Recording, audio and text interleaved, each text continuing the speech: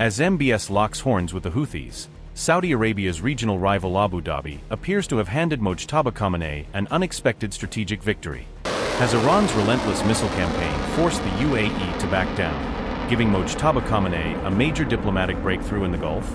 Did Iran's growing regional influence pressure the UAE into releasing the detained fishermen to avoid an even bigger confrontation? Is the UAE now too wary of provoking either Iran or the Houthis as tensions continue to spiral across the Gulf region? This comes as the Houthis issue their most alarming warning yet, putting Saudi Arabia's airspace directly in the crosshairs. Take our warning seriously, the Houthis declared as they warned airlines against operating through Saudi Arabian airspace. Iran has secured a major diplomatic win at a time when tensions between Yemen's Houthis and Saudi Arabia continue to spiral across the region. The Iranian fishermen who had been detained by the United Arab Emirates were officially released on July 14, marking a significant development. Iran's embassy in Abu Dhabi officially confirmed that all 55 detained fishermen had been released by the Emirati authorities. The group of 55 Iranian fishermen had been detained by the UAE Coast Guard during the height of the US-Israel military campaign against Iran. The United Arab Emirates maintained that the Iranian fishermen were detained because of what it described as unspecified special conditions. The released Iranian fishermen are now set to be repatriated, with preparations already underway to bring them back home. Abu Dhabi's decision comes even as the Houthis warned Saudi Arabia to brace for the worst in the coming days.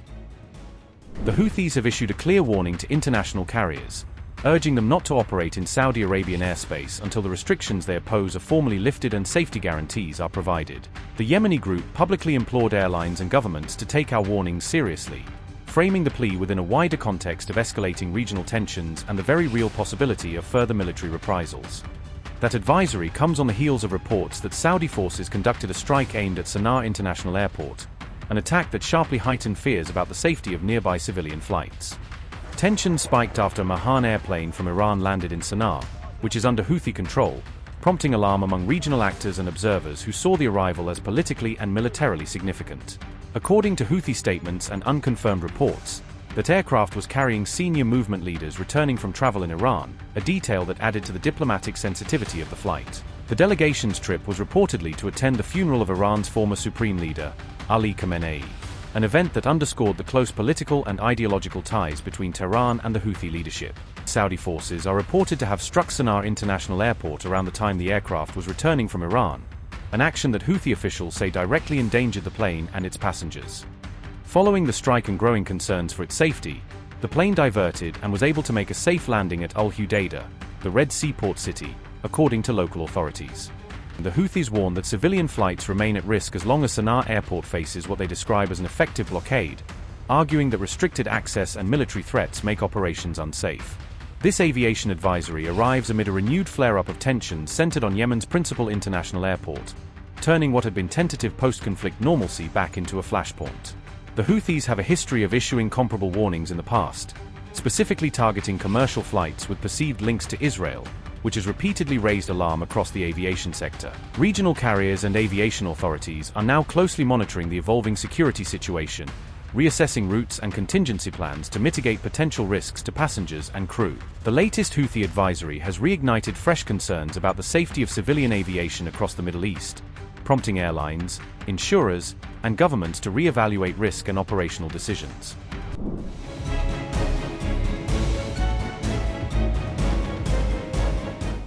The release of the fishermen also comes as Iran unleashed a fresh wave of deadly retaliation across the Gulf, further raising fears of regional escalation.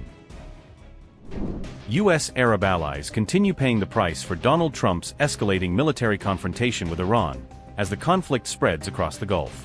On July 14, Iran launched a fresh wave of strikes targeting U.S. military bases located across multiple Arab states in the region. The IRGC fired another barrage of missiles for a third straight day, targeting American positions and neighboring Arab countries. Iran reportedly deployed advanced missiles including the Fateh, Khaibar Shikan, Fateh 110 and Zulfiqar during the latest round of attacks. The missiles that haunt US and Gulf are Fateh 110. Type, short-range ballistic missile range, 300 km payload, 500 kg fuel, single-stage solid propellant launch, road mobile transporter erector launcher roll, backbone of Iran's indigenous solid fuel ballistic missile arsenal. Zulfiqar. Type, precision short-range ballistic missile range, approximately 700 km payload, 450 to 500 kg based on Fateh 110 missile platform. Key feature, extended strike range combined with improved precision guidance capability. Khaibar-Shikan. Type, medium-range ballistic missile range, approximately 1,450 kilometers.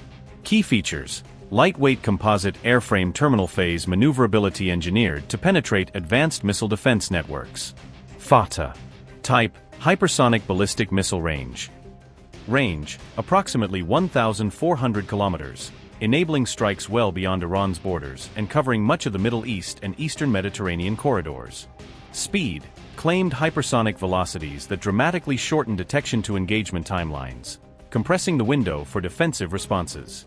Hypersonic speed as claimed. Reported velocities would sharply shorten detection and engagement timelines for defenders. Built to perform evasive maneuvers during the final flight segment, reducing intercept probability compared with traditional ballistic re-entry profiles. Movable nozzle for evasive flight. A thrust vectoring or movable nozzle is claimed to enable in-flight trajectory adjustments and greater maneuverability. Designed to challenge advanced air defense systems. The combination of speed, maneuverability, and reduced predictability aims to complicate modern integrated air and missile defense responses. Video released by Iran showed IRGC forces launching multiple missiles allegedly aimed at American military installations across the Gulf region. Iran's latest retaliation followed the third round of U.S. strikes carried out across the region on July 13, sharply escalating hostilities. Gulf allies under heavy missile fire. Fuel storage area reportedly set ablaze in Bahrain. Strike allegedly targeted U.S. Fifth Fleet site in Bahrain. Patriot radar system reportedly hit in Bahrain. Air control radar allegedly targeted in Bahrain. CRAM early warning system claimed hit in Bahrain. Strikes on U.S. bases in Jordan. Missile attack allegedly targeted American assets in Jordan. Weapons support depots. Satellite communications center. Troops housing facilities. Amid all this, on July 13, U.S. President Donald Trump declared that America's Gulf allies should reimburse Washington for the military protection they continue to receive from the United States. They are crazy, and we're not going to put it up. Yeah, I want to be reimbursed because we're protecting a very rich portion of the world. We're spending money, and so what we've done is we are going to be reimbursed for protection. We're protecting by the countries that we're helping. For instance, you look at the 5 countries. You have Saudi Arabia, you have UAE, you have Qatar, or Qatar as I always say, you have Qatar, Bahrain, and by the way, you have others. You have Kuwait, and you have others, and they will do very well, but we think it's appropriate that we don't need them. You know, we have more oil than any other country in the world. When you add Venezuela, which has been amazing, which has tremendous amounts of oil that we control, when you add Venezuela and everything else, we have more than 50% of the world's supply. We don't need it, but we need it from the standpoint of protecting allies, et cetera, including Israel, including Saudi Arabia, including Qatar, including UAE. We're protecting all of them, and we've done a very effective job. So 4 months ago, these people had military that was very strong, by far the strongest probably in the Middle East. They were called the bully of the Middle East. Now they don't have a Navy. They have 159 ships underwater. They had a total of 159 ships. Now every one of them is underwater. They had 230 airplanes, attack planes. They're all gone. They're gone. They had tremendous radar. It's all gone. They had tremendous anti-aircraft. It's all gone. Sadly, their leadership is all gone. They had their first-tier leaders are all dead. Their second-tier leaders are all dead. Their third-tier leaders, who we're dealing with, more or less, some of them are already gone. And then you read fake news like your network, CNN, which is fake news. You read them. You have them say, well, actually, aren't they doing quite well? Let me just tell you, they have now inflation of over 300%. 4 months ago, they had inflation of 5%. Now they're at over 300, could be 350%. They made a deal, they broke it, probably 10 times. And they killed a lot of people. They killed our people. But the protesters, what they've done to the protesters, 52,000 have you ever seen any of the burial lots where they're burying the protesters? They killed 52,000 protesters, and on my watch, they can't do any of that. So we have them in a position that they don't have any military. There's not a thing they can do about it. All they have is fake news, because they have the fake news, would rather see us lose the war than win the war, which is really treasonous, in a certain way.